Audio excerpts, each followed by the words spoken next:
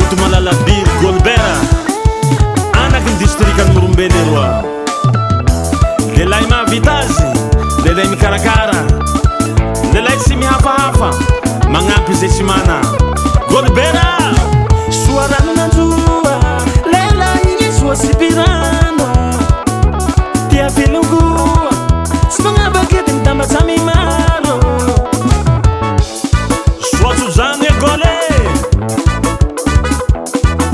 suarano na jua, lelai niya suasipirano. Tia filungua, sa mga bagitin tamad sa mimaro. Igo libera, ilela silenga tanura tia manetidena. Igo libera,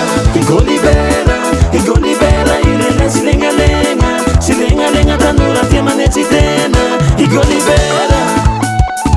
Golibera, zanak nila kutumalala lisya, depten murumbete taluha. Talangudumi, mitaya ihang baba.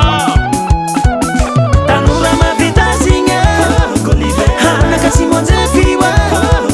Utiara mazaba, fasima vuvaba, ulkefa panduzua, mavitara hasua. Golbera dia, operateur economique. Samba simurube manangaze, sikila ulu ya biana kaze. Golibera, presidente da associação Fumela. Golibera, te fanga te filungua. Golibera, ilela silenga tanura tia manetite.